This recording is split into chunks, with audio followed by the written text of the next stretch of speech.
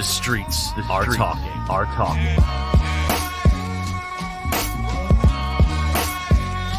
You are now listening to The Box Out. Tri-State area basketball talk at its best. And now your hosts, Kahlil Thomas and Jason Cordner. Let's get it.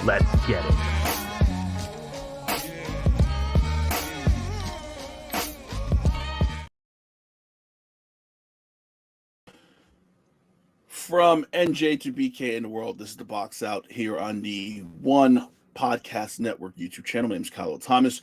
Joining me in just a few minutes will be Jason Cordner from Brooklyn, New York. Our opening tip tonight, first of all, thank you for watching. Thank you for checking us out. Subscribe, like, let us know that, you're there.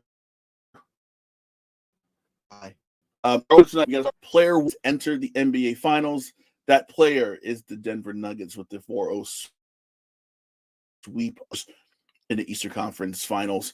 And listen, at this point, no matter who Denver gets, whether it be Miami, whether it be Boston, Denver is the favorite to win it all in the NBA Finals. Point blank, period. I don't care what you think. I think Denver, and I think I might have said this last week, I feel like Denver's playing for something bigger than just the Larry O'Brien trophy. Right? Is this still a Larry O'Brien trophy? I almost feel like they're playing for Nikola Jokic because of the whole uproar, because of him winning MVP the third time and him being kind of denied the MVP for the third time. All this talk, you can't give it to him for three times in a row. You can't do it. They gave it to Joel Embiid. And listen, Joel Embiid deserved the MVP award. I'm not saying he did not. That's not the point I'm making. Joel Embiid deserved the MVP award. Got that. Cool. But we're kind of seeing what Jokic is doing in the playoffs right now, and it's nothing short of ridiculous. Triple doubles every single game. And I'm not saying he single-handedly led Denver to the NBA to the NBA Finals. That's not what I'm saying. But for someone to average a triple-double in two straight series, points, rebounds, assists, to make the shots that he makes, the passes that he makes, and have the ability to throw off an entire team strategy, it's impressive. It's something you don't see very often.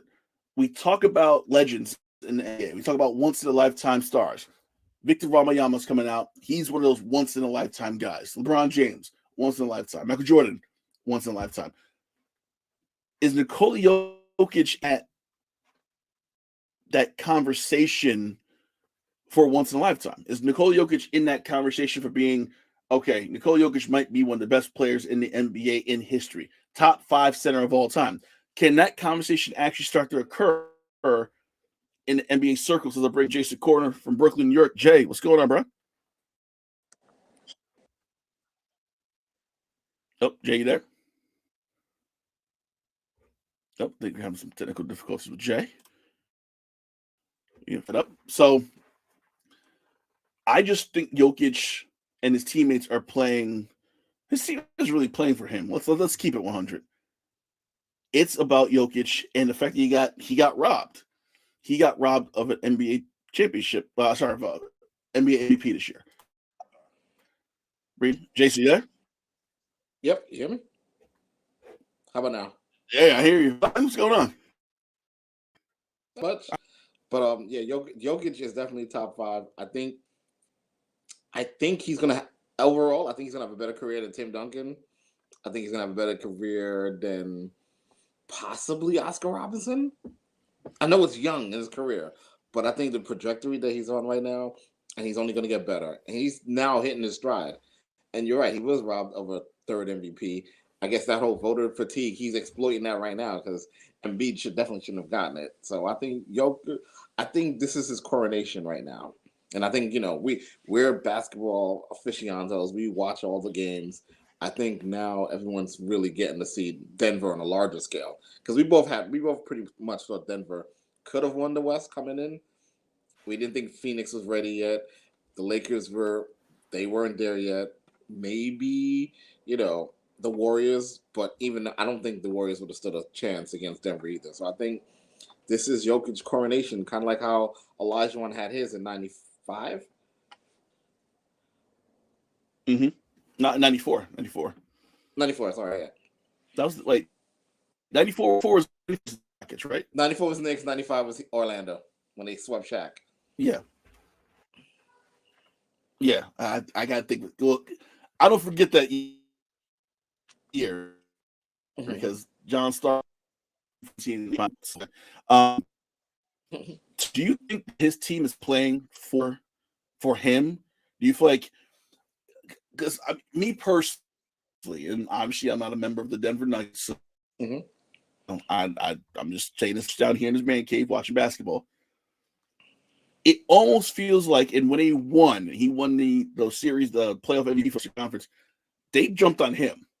It almost feels like they're playing for him to show, and they want everybody to see how good he really is and show that he's no joke. Like, this is our guy. And it feels like his teammates are kind of pulling for him and playing hard for him, in addition to playing for NBA championship. Yeah, it definitely seems that way. It definitely seems like, it's all about him.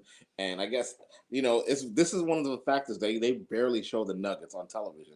So we really don't know, like, the whole camaraderie around the team or the culture or the city or things like that. But you can clearly see he's the engine that gets everything going. And we got a glimpse of that in the bubble, but now it's like on full display. And I want to say, was it last year they lost to the Warriors? Yeah, last year they lost to the Warriors in the second round. And that was pretty much because of Murray. Murray was hurt since the bubble. So now you're seeing his complement of teammates and Arsenal. I definitely don't. I'm not saying the dynasty word because they have to win one first, but you can clearly tell they're not going anywhere in the Western Conference hierarchy going forward. And I mean, you look at their team now. You have Jokic, you have Jamal Murray, you have Aaron Gordon, Kentavious Caldwell-Pope, Bruce Brown. You have these pieces where, besides Jokic, yeah, Bruce Brown. Bruce Brown's that guy. Besides Jokic and Murray, no one's really making. I mean, Gordon's making a decent salary. I think he's making like 13, 14. I gotta look up exactly. So he's not making a ton of money. So this ain't go where they're, $200 million into the luxury tax. So the D word, dynasty, I can kind of see it, because I'm not saying Bruce Brown and KCP is these interchangeable parts that you can bring anyone in, but there's a lot of rule guys in NBA, right? You could get rid of one, get another piece. So could this be, and obviously we're jumping to conclusions because they're not, the title's not won yet. They are the favorites. But if they get this title, could this be a state run? Because you have your two. You got Murray, Aaron Gordon, I think another 2 years. And just kind of moves as you see fit. Could this kind of last longer than, just this year? Definitely. It's also showing a shift now where, LeBron's looking for help as always. And I think the super team, it's kind of over with now. I feel like we're going to, like, you got to have your main guy, and then you have a team around your two your anchors, pretty much. Yeah. So I think now you look at Denver, you look at Miami. They're probably, they pretty much complement each other well. You look at Boston. Boston probably the outline here, where I think Boston is still kind of that old system where, like, maybe you keep Tatum as your anchor and you build a team around him. I think Denver has done a phenomenal job filling out the roster around Jokic, around Murray, and now those parts can be interchangeable at any given time. Kind of like what Milwaukee was trying to do, but for some reason it fell flat. But I definitely think, if you just ask me who has a brighter future between, like, Milwaukee and Denver, which are currently kind of constructed similarly, I think Denver is definitely more sustainable because of the more things that Jokic could do, whereas Giannis is a little limited. Is a little limited on this offensive repertoire.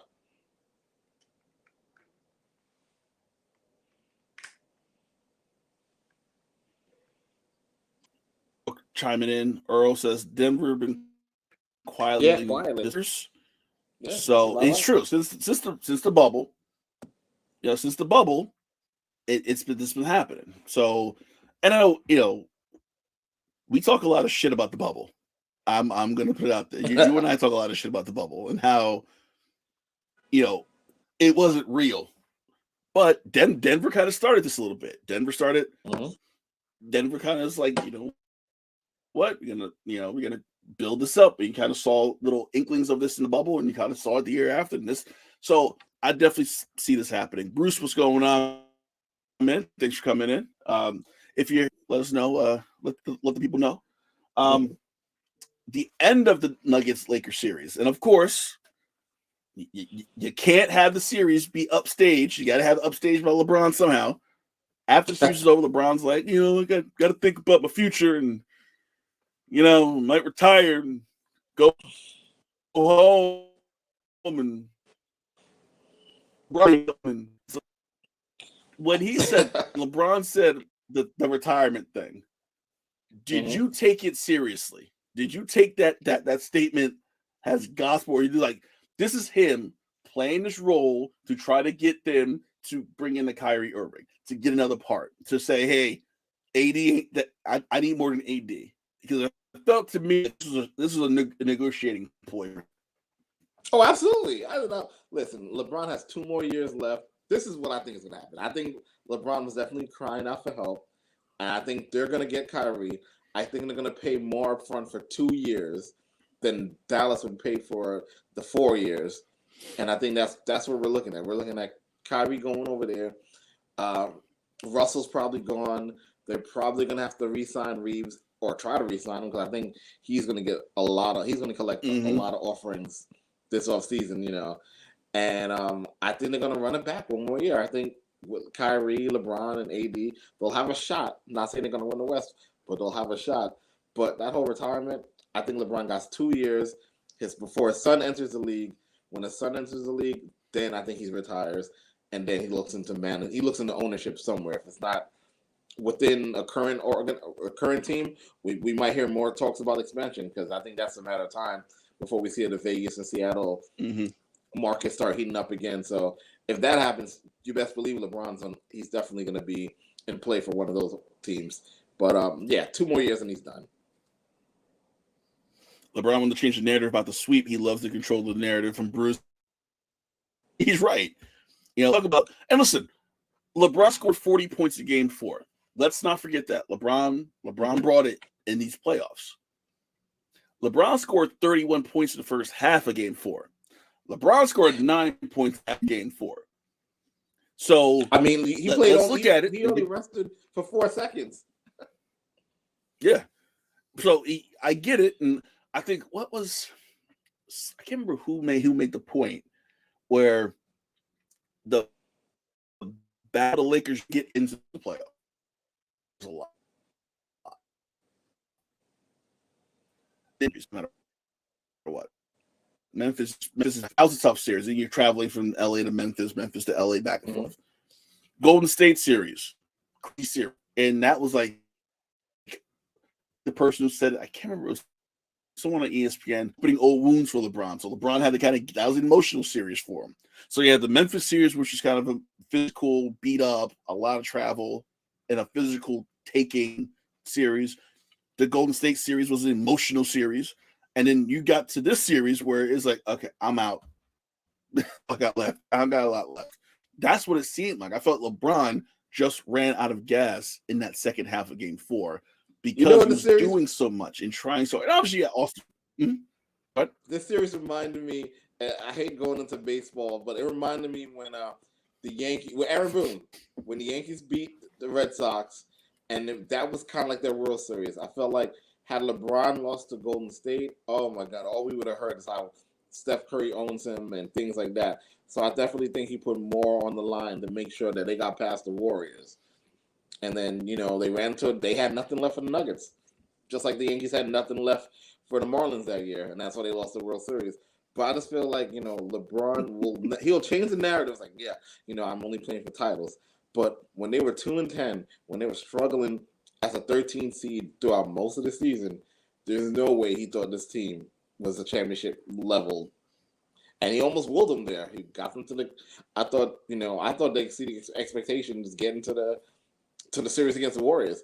Had Memphis been, not becoming public enemy number one, they might have been out in the first round. So, yeah, LeBron just trying to spin the narrative again. But I thought it was a successful season considering where they started. Considering where they started, considering where listen, they made all those trades. And I don't know we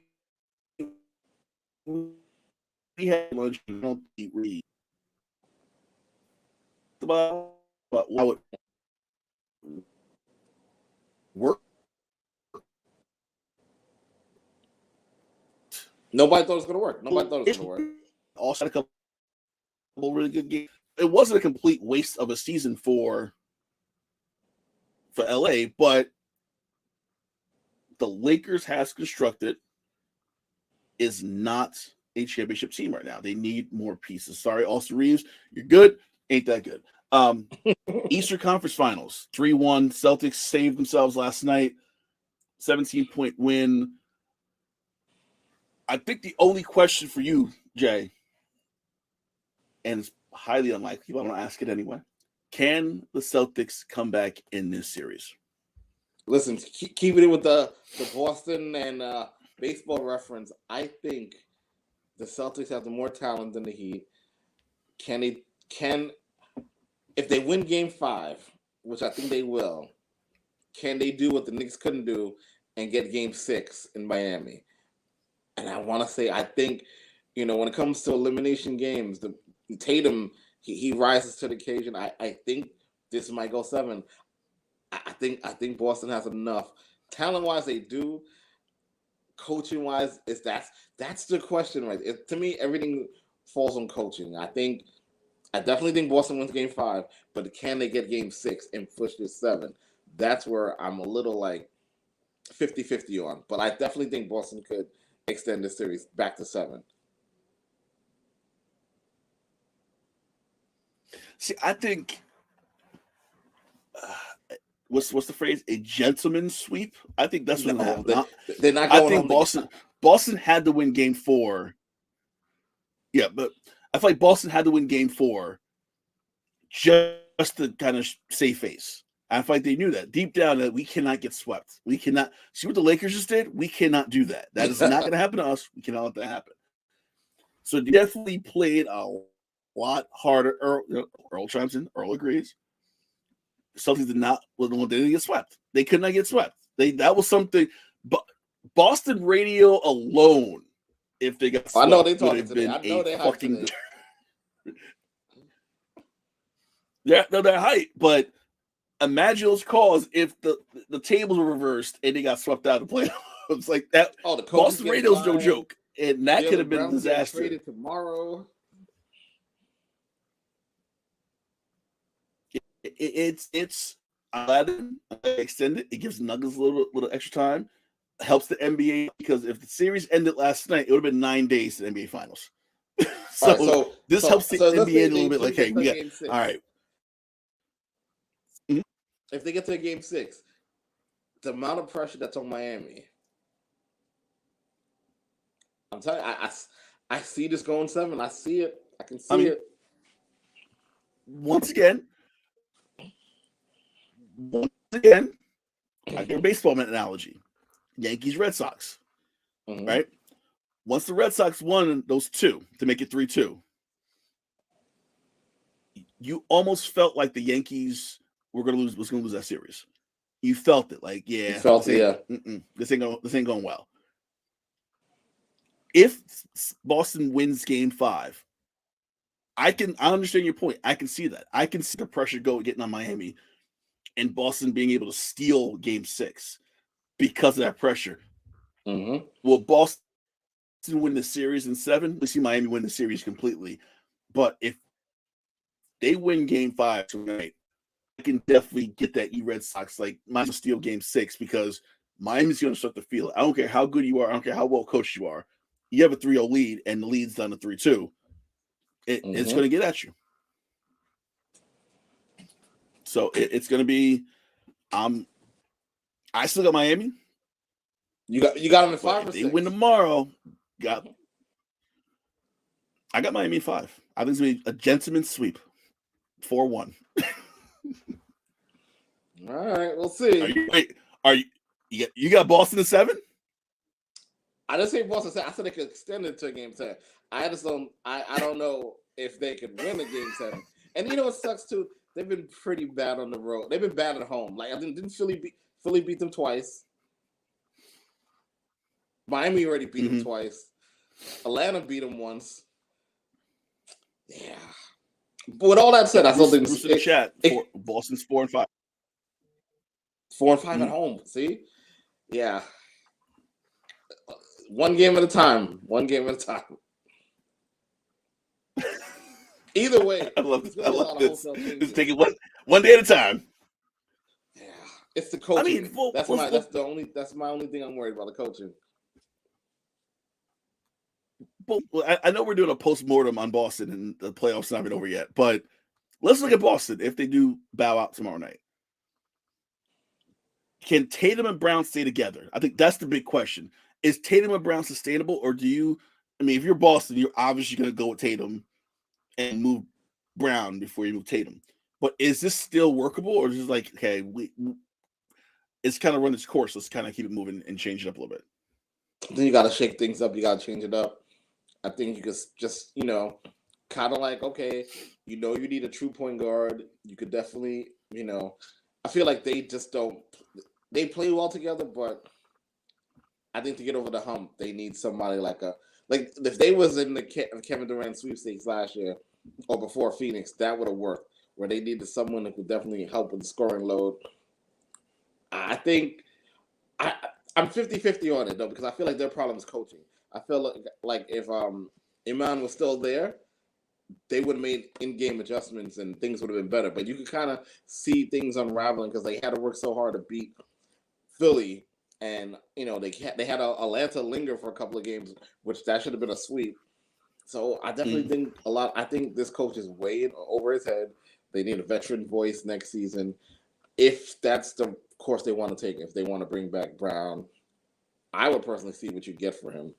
But to make it see, I think they have enough talent to run it back one more time, but with a veteran coach. And I think that was the problem. Like they went into this, the Nets were like, we got a good team here. We can just put anybody as a coach, and I don't think that's working. I think the coaching's not like shitty situation you walked into. Been suspended. Team. I thought that no matter what happens, Stevens don't want to what he was help one thing they have is wrong Gentry just what we should do. Okay. And help him out. That Jackson had back with the Bulls. One to get to help him out. So I can go, okay. What Brown? Like what are you offering? And obviously it's not pressing to get rid of him, but if you get offer, you take that offer. I agree. But I feel like most of the problem, especially for that's now. I was gonna say most of the problem with Boston is kind of similar to Milwaukee, where I think they just had more talent, but Eric Spoelstra is clearly showing you why he's top 2 coach in the league. It's him and Pop, and they were pretty much up head and shoulders above everyone else, and their way to make adjustments on the fly. Like Miami was not a 3-point shooting team all regular season, and they're killing it in the playoffs. Is just a testimony to like, all right, we're switching things up. Our zone, no one has an answer for our zone, which is kind of shocking. I think Denver will exploit that, but that's if we get to a game, if Boston doesn't make the ultimate comeback here. But I just think it's really coaching. I think that's why Milwaukee and Boston both struggle against Miami. So we should see how that series turns out. Game 5 tomorrow night. Earl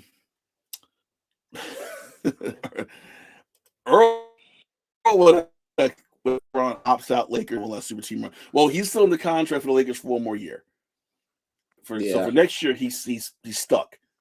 The year after, he's a player option, so he could do that. Even if LeBron retires, he can't go anywhere because the Lakers still own his rights. So he's kind of stuck with the Lakers. Or what? He can't leave and follow Bronny. Bronny will have to go back to the Lakers if LeBron will retire and come back. So that's which is a whole. I don't think I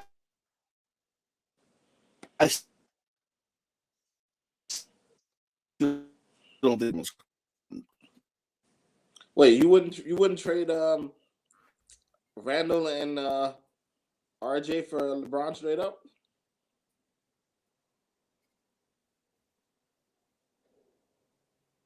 No. Making sure. Not. Just making sure. Just making sure. No.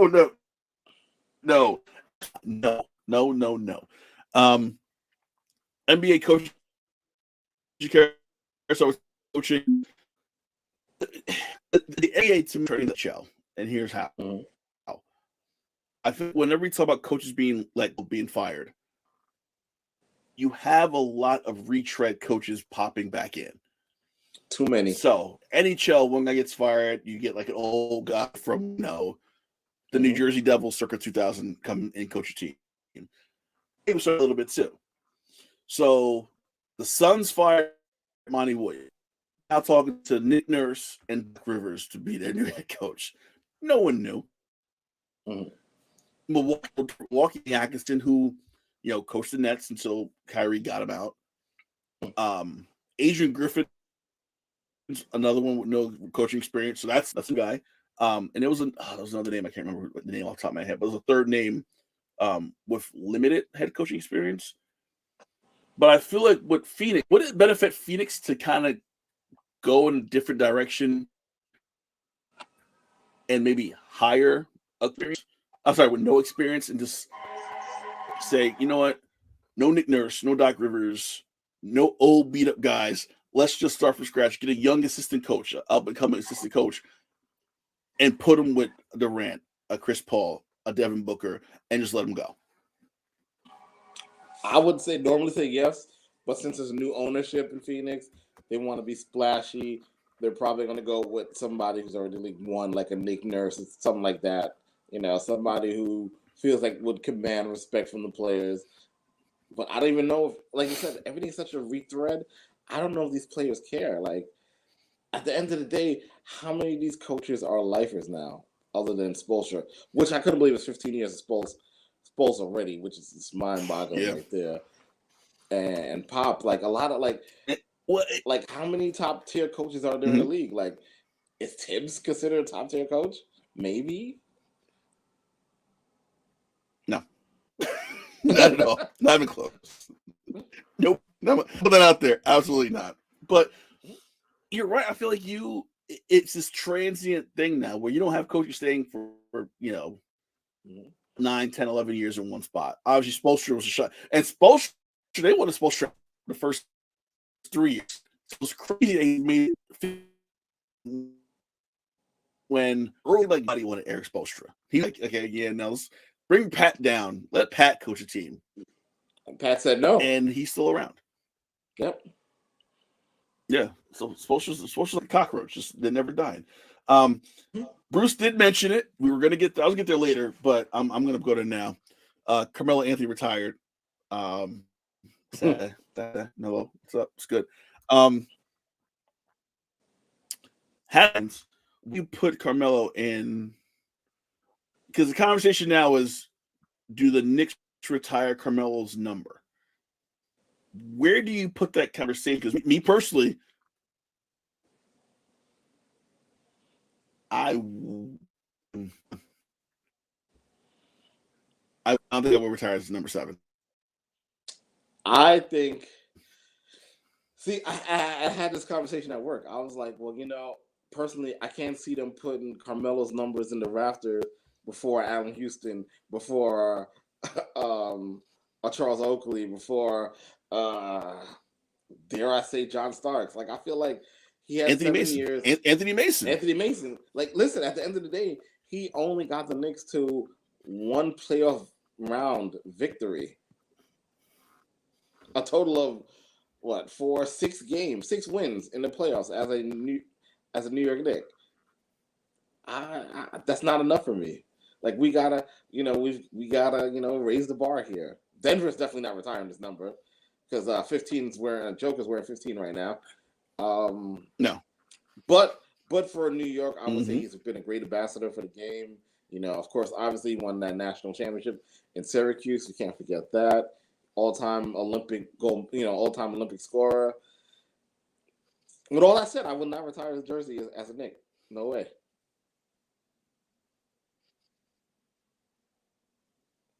No, I mean you can't. I mean, I hate to be an asshole about it, but you can't. Like, he's good. He ain't that good. I'm sorry. like he brought us to the playoffs 4 times in the 70s with the Knicks. Definitely up the level of the Knicks. Mm-hmm.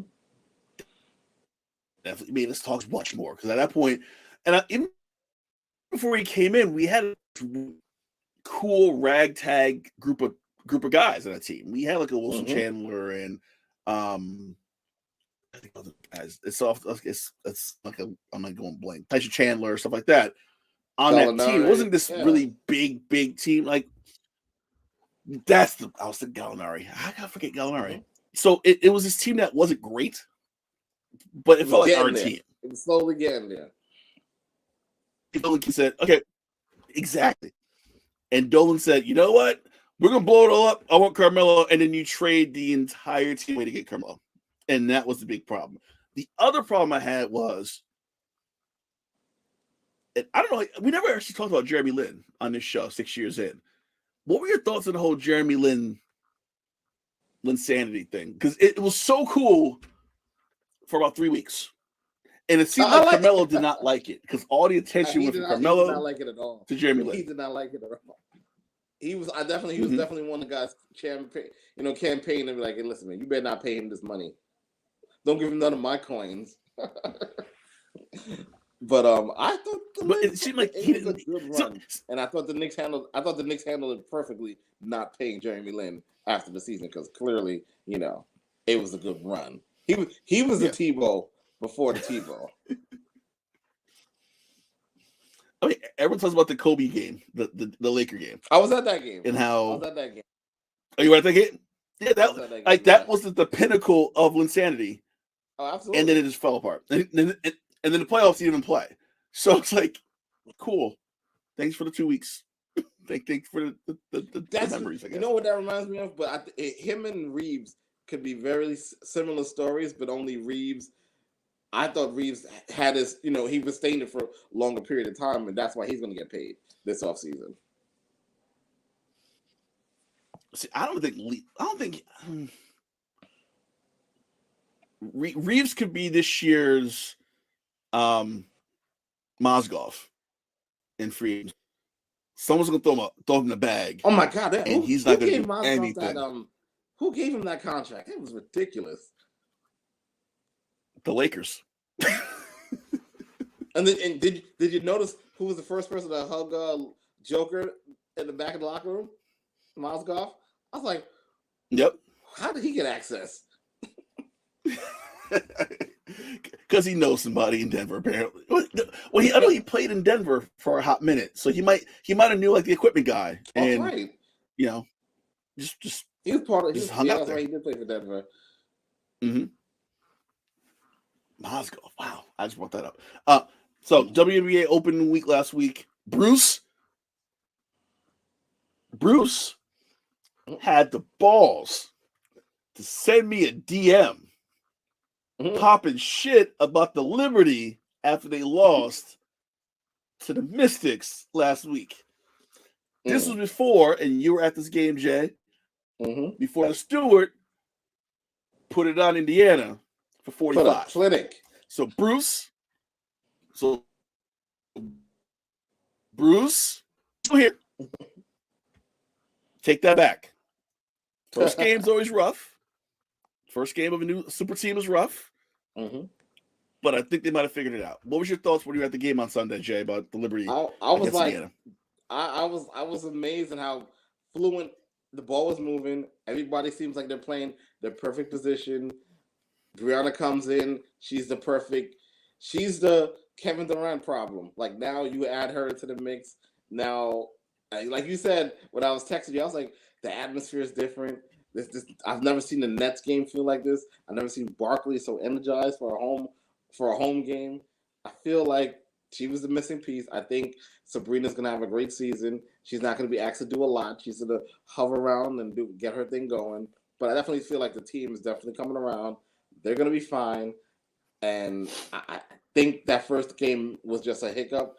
I don't think it was more about bad Indiana, but more so great Liberty ball movement. That's why everything was flowing so well, and I think we're gonna find out that Brianna might be like the best free agent acquisition in the history of the WNBA when she helps Liberty finally get that first title this season.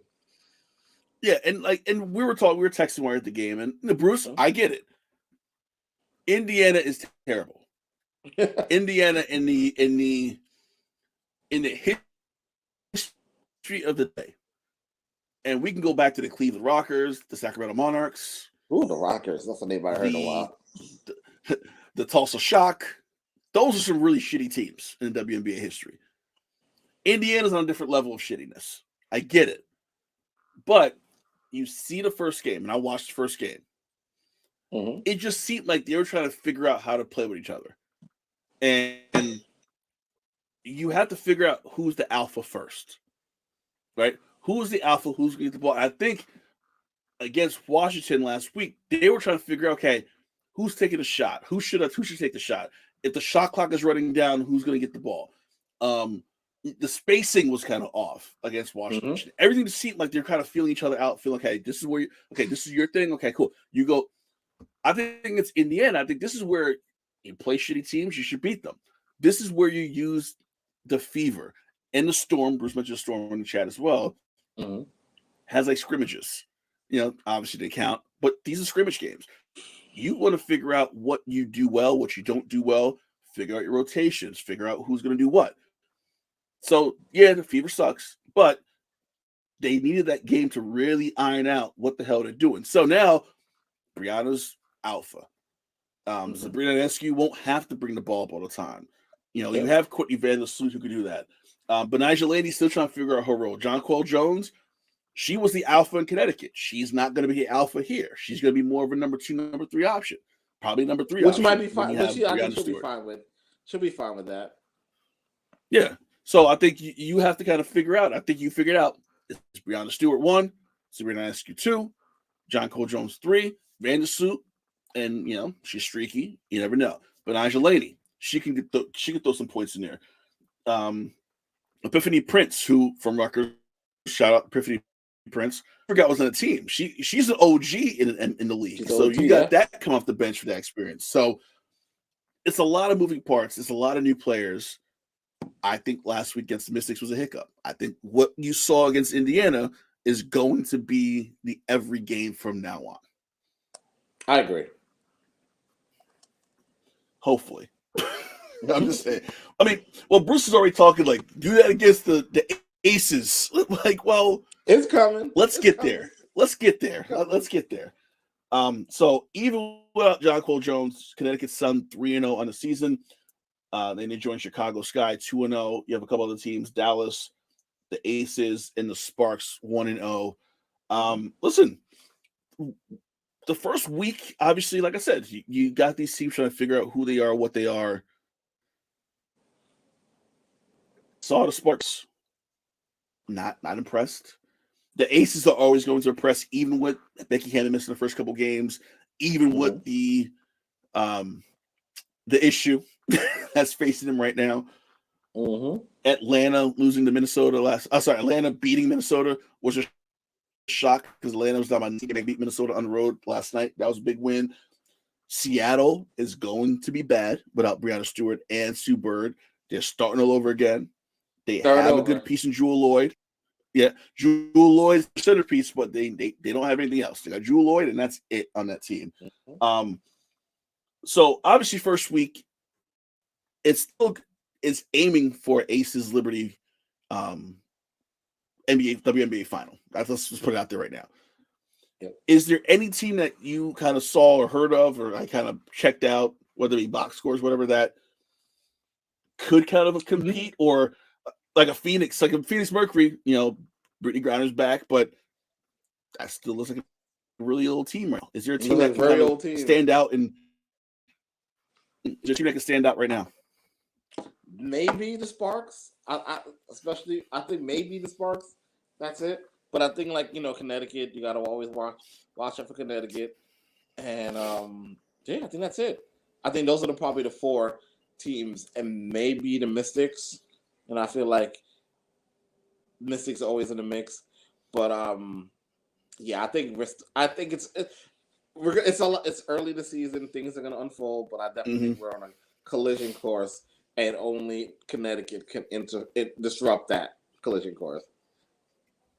I mean, even look at the Mystics. They beat the Liberty in open, and they've lost 2 in a row since. So exactly, I think my point is even more reflected. Like, Washington beat a new Liberty team that has a bunch of new players, and since they beat the Liberty, they've lost 2 in a row.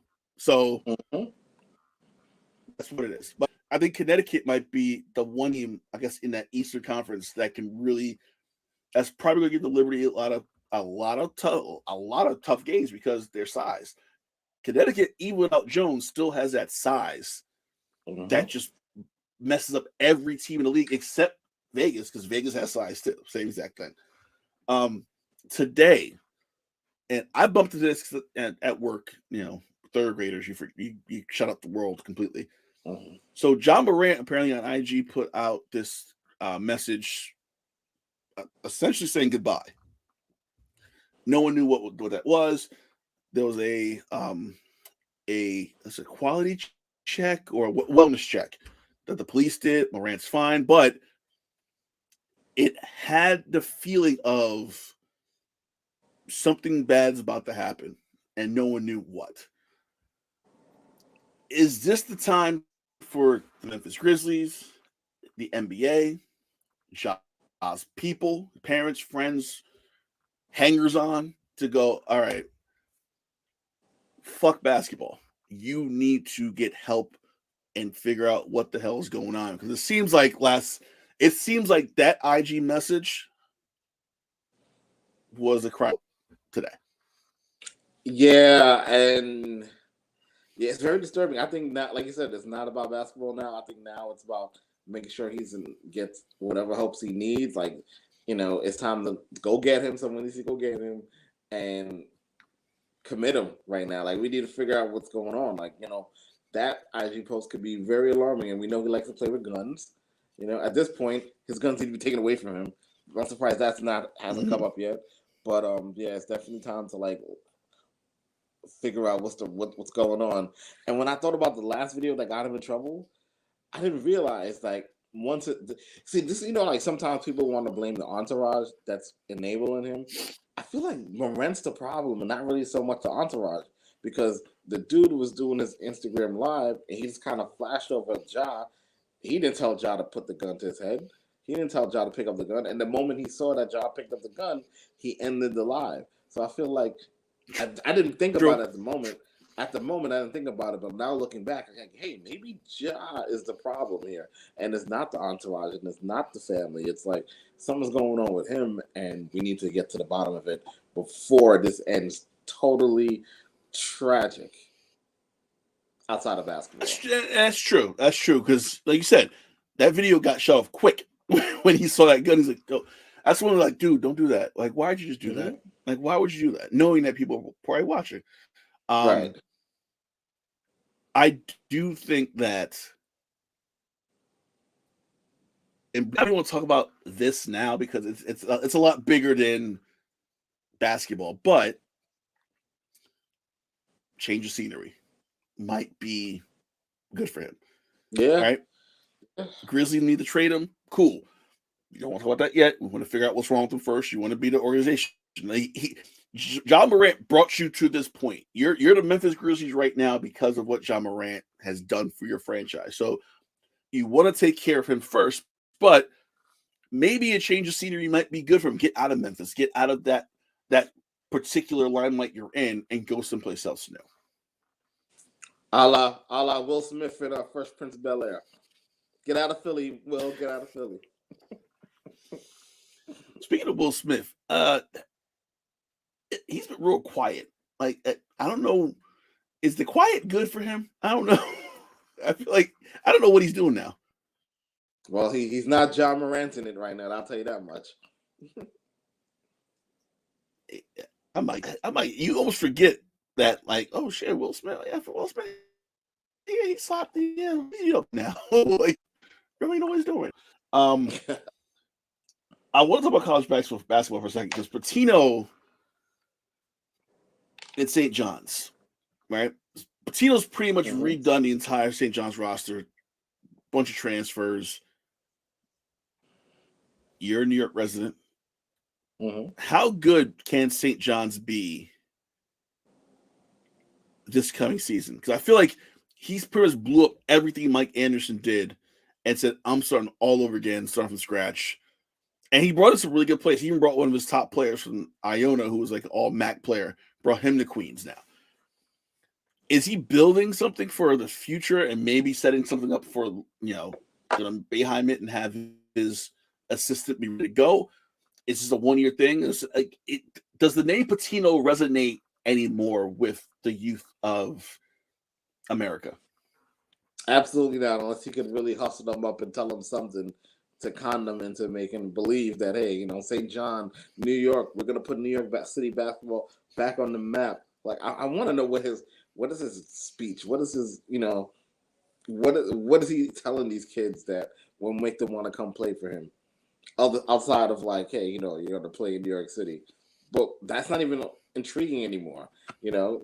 Clearly the guys over at Rutgers and Seton Hall, their programs have already turned the corner and are far ahead of St. John. So in terms of like the tri-state area, St. John's is kind of, in my opinion, kind of like at the bottom of the top echelons of that. So like, I don't know how he's going to win in recruiting. I don't know how he's going to build a contender, and for the Big East, I think he'll be middle of the pack this year, and we'll see where it goes after that. I mean, even you look at the tri-state area, if we include New York, New Jersey, Connecticut, UConn is with a national championship. So if you're a New York City player, you're playing Connecticut. You're an hour away from home, really. So hold on. All right. Bruce. Oh, yeah. Just keep models away from Pitino St. John's will be fine. However, I agree with that. Speaking of models, no models, no hookers. Speaking of models, I mean, Queens does have the premier strip clubs now in New York City. Queens? Yeah, you don't remember Early from the Knicks a couple of years ago when he got robbed? Yeah. It was that strip club was in Queens. Was that the Long Island City one? Yes. Okay. I lived in Jackson Heights, and I would take the beat with it. And that was the one that's always advertised on like Hot 97. And I'm like, that's the one. That's the strip club. Got it. Mm-hmm. Damn, I missed a lot living in Jackson Heights. I feel like I didn't go up very much when I was living there. Damn. Should have went to Long Island City. No, I think you're right. I think that Mike Anderson suing St. John's for wrongful termination, even though you weren't going to do anything to St. John's. So yeah. I just think it's St. John's. There's so many better teams out there. New York City kids aren't staying in New York anymore. They're venturing out. A lot of them are going west. Yeah, they're all like, I'm going to UCLA. I'm going to USC. Bronny's going to USC. I'm going to go to USC too. Bronny's going to USC. There you go. So that's what's going to happen. So I don't think that's going to make a huge difference. I just feel like college it's been really quiet lately. Like I was looking up college stories, talk about tonight's week and last show. And usually around this time, you start hearing things about, players, coaches. Something pops off in May. There's always a May surprise somewhere. It's just really quiet in college sports right now, and it's kind of like, kind of scary how quiet it is in college basketball. Like no one's talking. I'm sure The transfer portal's closed. Yeah, It better because I mean I love the NBA, but this is what I'm like. Okay, so it'll pick up after the draft. After we're gonna make tournament next year. After the draft, it'll pick up. Yeah, I'm looking forward to that definitely. All right, real quick before we leave, we got to talk wrestling because they I don't understand this Cody Rhodes Brock Lesnar feud at all. I'm confused. Makes no sense to me. Really? Why is Brock so pissed? I don't understand. Like they didn't do a good job of explaining why he was pissed the first time, but he's just pissed because he got cut the last match, so now he has a cut in his head. I'm like, hey, I don't care. This is that we need Brock to be a heel, so go beat people up. They're pretty much running the Triple H Brock playbook from when Brock came back and they had their match, unsanctioned match. That's all it is. But they're really pushing hard to make Cody a star. It's crazy how hard they're pushing Cody. Yeah, I mean, I didn't watch it last night, but I saw that Triple H came out and spoke to him. So Triple H is like giving him the rub. I'm like, oh, okay. Yeah. Let's see what they're doing. AEW Fight Forever, the video game, finally announced for June 29th. Can't wait. Can't wait. Does this mean, and I need your advice here. I consider you a friend. Mm-hmm. I have WWE 2K right now. Which one? Do I get rid of that game and say, fuck yeah, and get AEW, or do I keep both? You gotta keep both. You gotta keep both. Especially, a reason why I say you keep both, because I think 2K is a good simulation, whereas I think Fight Forever is going to be that No Mercy feel, old school feel, with a little simulation. So it's going to be two different totally games. So I say keep both. Keep both. I mean, I got to trade in 2K now because I think when we get the NBA Finals, NBA Draft, 2K becomes just kind of a pointless game to play. So I'm like, I don't feel like playing this anymore. I'm looking at it now. It's like Madden. So you're the same. I'm the same way when it comes to sports games. Like I'm not playing Madden after the Super Bowl. Well, usually, Madden I give it until the draft. Okay. So usually in NFL draft, I'm like, okay, I'm done with Madden. NBA Finals is where I'm like, okay, I'm gonna start winding it down because plus the NBA Finals where I wind it down. The draft is when I'm like, I'm completely done now. I'm gonna trade it in, which is ironic because you figured the finals and draft is by the end of June we're done. So July, August, you really get 2 months before the next one comes out. Yeah. Whereas football, if you're done with it by February or by April, you got a little bit of leeway. But even still, it's like this thing is we don't really get an off season. We're gonna buy a new video game in a couple months, in a couple weeks anyway. Nope. And here's the problem: we don't spend 60. We don't spend we don't get the regular one. No, that's the problem. We go straight for the $100, especially because we want them incentives. Hopefully, they run it back with the league pass. Well, it's funny because you read about Fight Forever and how they're like, we're not going to do this every single year. What we are going to do is have it be ever evolving. The roster's going to change. You're going to be adding things and more post-release content, which to me makes more sense. So, like, you don't need a game every single year. That's what UFC does. The UFC game. So I feel like just keep this is ever-changing environment. Keep it that way. That's what WWE should be. Like, you don't really need to. You can insert new stages and new sets and new wrestlers and blah blah blah. But why are you putting out a game every year? Especially since AEW just built this game from scratch, so it makes sense. Just rock it until like, hey, we really got to make a new one. I agree. And like, bones are ready to make the new one. The only thing about the new 2K this year is War Games, which should have been added last year. Yeah. I'm not enjoying the DLCs. I'm sorry. I don't need brothers. I don't. You don't like the Steiners? Game. That's kind of like pretty deadly.